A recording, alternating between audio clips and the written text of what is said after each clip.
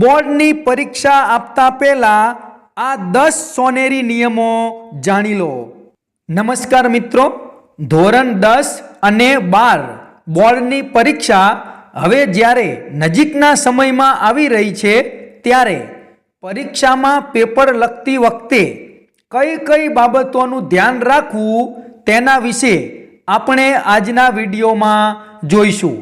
એક વાત યાદ રાખજો મિત્રો, આપણને બોર્ડની પરીક્ષામાં ઓછા ટકા આવે તો આપણે ઘણું બધું ગુમાવી દીધું અને જેને વધારે ટકા આવ્યા તેને બધું જ પ્રાપ્ત કરી લીધું એવું હોતું નથી। એટલે આપણે ચિંતા કર્યા વગર માત્ર મહેનત કરવી, મહેનતનું ફળ તો મળશે જ। આજના વિડીયોનો હેતુ માત્ર એટલો છે કે આપણી મહેનત હોવા છતાં આપણી કોઈ નાની નાની ભૂલના લીધે આપણા ગુણ કપાય નહીં અને ખૂબ સારી એવી ટકાવારી આવે। તો મિત્રો, તમે મારી ચેનલ ઉપર પહેલીવાર આવ્યા હોય તો મારી ચેનલ સબસ્ક્રાઈબ કરી બાજુમાં આવેલું બેલ આઇકન પ્રેસ કરી લેજો, જેથી આવનારા બીજા મહત્વપૂર્ણ વિડીયોની નોટિફિકેશન ઝડપથી તમને મળતી રહે। તો ચાલો મિત્રો, આજે આપણે બોર્ડની પરીક્ષામાં પેપર લખતી વખતે ઉપયોગી થાય એવી મહત્વની 10 વાતો જાણીએ। પહેલો નિયમ છે, પ્રશ્ન બરાબર વાંચી સમજી લો। જે પ્રશ્નનો જવાબ તમારે લખવાનો છે એ પ્રશ્ન પહેલાં તમે બરાબર વાંચી લો, એને સમજી લો અને તમારે જવાબમાં શું લખવાનું છે એ તમે વિચારી લો। દાખલા તરીકે જુઓ, પ્રશ્ન આપેલો છે કે આયોજનના લાભાલાભ જણાવો। હવે લાભાલાભમાં શું લખવાનું હોય એ પહેલાં આપણને ખબર હોવી જોઈએ કે લાભાલાભ એટલે શું આવે, ફાયદા પણ આવે અને મર્યાદા, ફાયદા અને ગેરફાયદા બંને તમારે લખવા પડે। માત્ર ફાયદા તમે લખી દો તો તમને અડધા જ માર્ક્સ મળે અને પછી આપણને એમ થાય કે મેં જવાબ તો લખ્યો હતો છતાં પણ મને ગુણ મળ્યા નહીં। તો બરાબર પ્રશ્ન સમજી લેવાનો છે। જુઓ, બીજો પણ પ્રશ્ન છે કે સંચાલનની મર્યાદા જણાવો। તો મર્યાદા એટલે એના ગેરફાયદાઓ કે એની કઈ કઈ મર્યાદાઓ છે એ આપણે લખવાની છે। તો સૌથી પહેલાં તમારે સમજી લેવાનું કે પ્રશ્ન શું કહેવા માગે છે અને એનો જવાબ શું લખવાનો છે એ બરાબર વિચારી લેવાનું, પછી જ તમારે જવાબ લખવાની શરૂઆત કરવાની છે। બીજો નિયમ છે, જેટલું કહ્યું છે એટલું જ લખો। તમને જેટલો જવાબ લખવાનો કીધો છે એટલો જ જવાબ લખો। ઘણા મિત્રોને એવું હોય કે આપણે વધારે લાંબો જવાબ લખીએ તો વધારે ગુણ મળે અને ઓછો જવાબ લખીએ તો ઓછા ગુણ મળે, એવું હોય નહીં। તમે સાચો જવાબ લખો, એના ગુણ તમને મળશે। જેટલું કહ્યું હોય એટલું જ લખો। દાખલા તરીકે તમને કીધું હોય કે એક વાક્યમાં જવાબ આપો તો તમારે એક જ વાક્યમાં જવાબ લખવાનો। વ્યાખ્યા કીધી હોય તો 1 થી 2 લીટીમાં વ્યાખ્યા લખી દેવાની અથવા તો 1-2 વાક્યમાં જ જવાબ લખી દેવાનો। ત્યાં આપણે 4-5 લીટીમાં જવાબ લખવાનો નથી। અથવા આપણને એમ કહ્યું હોય કે 2-3 વાક્યમાં જવાબ આપો તો આપણે ત્યાં 2-3 લીટીમાં જવાબ લખવાનો છે। ટૂંકમાં આપણને જેટલું કહ્યું હોય, જેટલું માંગ્યું હોય એટલું જ લખવાનું છે। જો તમે વધારે લખવા જશો તો તમારો સમય ઘટશે અને પાછળનું પેપર બાકી રહી જશે। એટલે આ વાતની ખાસ ધ્યાન રાખવાનું છે। ત્રીજો નિયમ છે, સુંદર અક્ષરે લખો। મિત્રો, સૌથી મહત્વનું, બોર્ડની પરીક્ષામાં જો તમારે વધારે ટકાવારી લાવવી હોય તો તમારા અક્ષર એકદમ સુંદર હોવા જોઈએ। એક કહેવત છે કે સુંદર અક્ષર એ હાથનું ઘરેણું છે। તમારા વિશે પરીક્ષકના મનમાં જેવી છાપ પડશે એવા તમને ગુણ મળશે। જો તમે એકદમ મોતીના દાણા જેવા અક્ષર કાઢ્યા હશે તો પરીક્ષકને લાગશે કે આ વિદ્યાર્થી ખૂબ જ હોશિયાર છે, તો એની અસર તમારા ગુણ ઉપર પડશે। તો આપણે ખાસ યાદ રાખવાનું કે વધારેમાં વધારે સારા અક્ષર નીકળે એવો આપણે પ્રયત્ન કરવાનો છે। ઘણી વખત એવું બને કે આપણો જ બીજો મિત્ર હોય, એને આપણા જેટલું જ લખ્યું હોય છતાં પણ એને 5માંથી 5 ગુણ મળે અને આપણને 5માંથી 3 ગુણ મળે, એવું પણ બને। તો એનું કારણ એક જ હશે કે તેના અક્ષર સારા હશે અને તમારા અક્ષર ખરાબ હશે. તો તમારા અક્ષર જેટલા સુંદર હશે એટલા જ વધારે ગુણ તમને મળશે. તો આપણે બધાએ ખાસ યાદ રાખવાનું કે પેપર સુંદર અક્ષરે લખવાનું છે. ચોથો નિયમ છે આખું પેપર બને ત્યાં સુધી ક્રમશઃ લખો, ટુકડા ન પાડો. આપણે ત્રીજો પ્રશ્ન પહેલા લખીએ, પહેલો પ્રશ્ન પાછળ લખીએ, પહેલાનો અ લખીએ, પછી બ છે એ પાછળ લખીએ.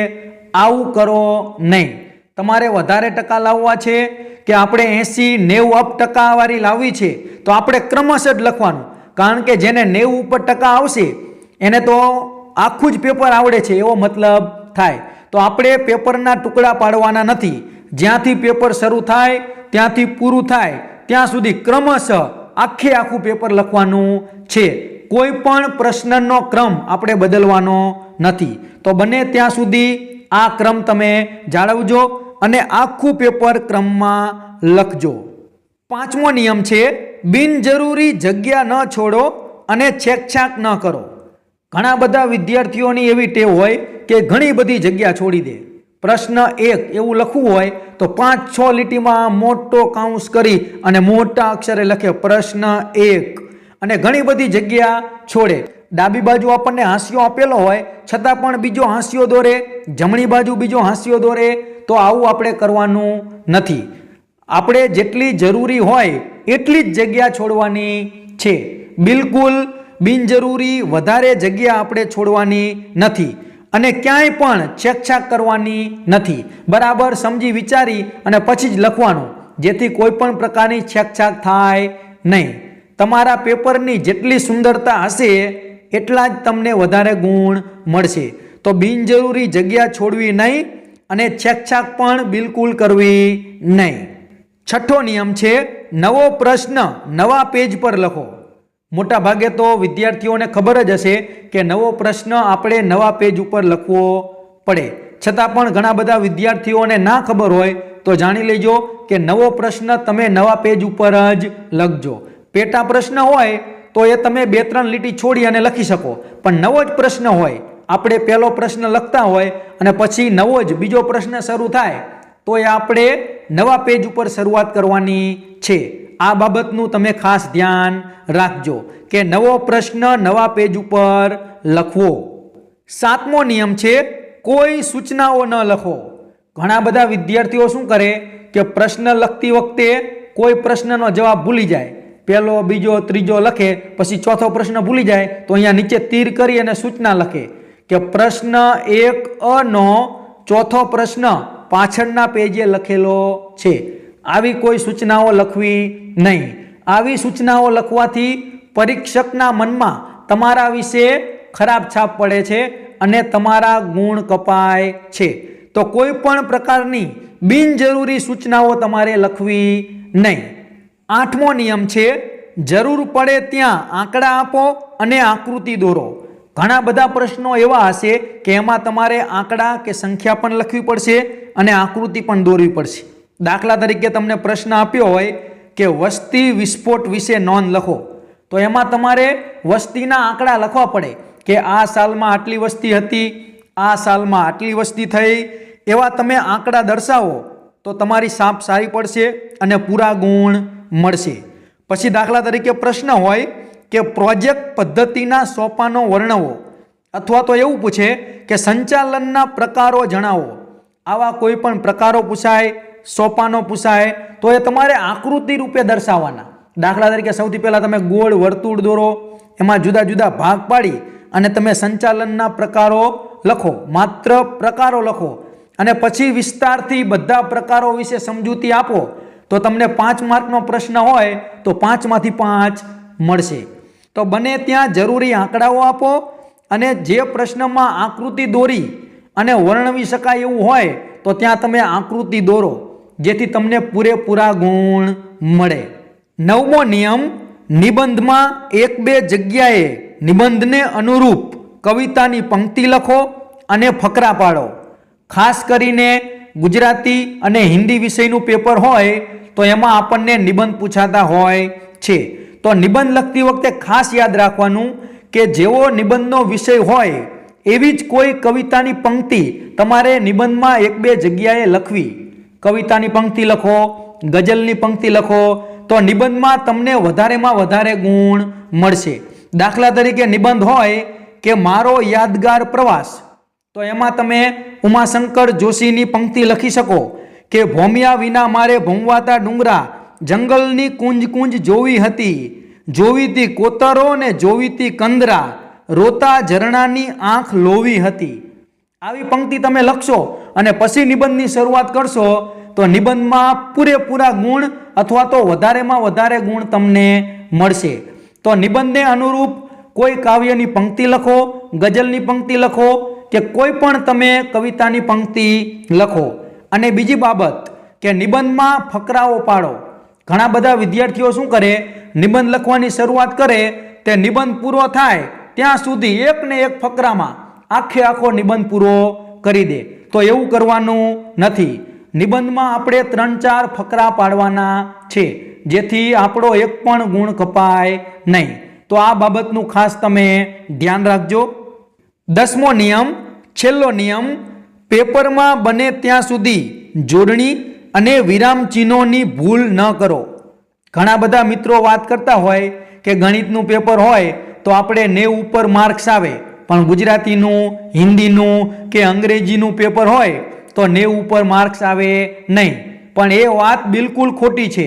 ભાષાના પેપરમાં પણ તમારે 90 ઉપર ગુણ આવે, પણ તમારે ખાસ શું યાદ રાખવાનું છે કે જોડણી અને વિરામચિહ્નોની ભૂલ ક્યાંય હોવી જોઈએ નહીં. તો પેપર લખતી વખતે તમે ખાસ યાદ રાખજો મિત્રો કે જોડણીની ભૂલ ના હોય, સાચી જોડણી લખાય અને ક્યાંય પણ વિરામચિહ્નોની ભૂલ હોવી જોઈએ નહીં. ભાષાકીય ભૂલ કોઈ પણ જગ્યાએ કરવી નહીં, જેથી તમારા કોઈ પણ માર્ક્સ કપાય નહીં અને વધારેમાં વધારે ગુણ તમને મળે. તો મિત્રો, તમે બોર્ડની પરીક્ષામાં પેપર લખતી વખતે આ 10 બાબતોનું બરાબર ધ્યાન રાખશો તો 100% તમારે ધાર્યા કરતાં વધારે ટકાવારી આવશે. તો મિત્રો, બેસ્ટ ઓફ લક. ખૂબ સારી રીતે પરીક્ષા આપો અને વધારેમાં વધારે ટકાવારી સાથે સફળતા મેળવો એવી આપ સૌને શુભેચ્છા. ધન્યવાદ.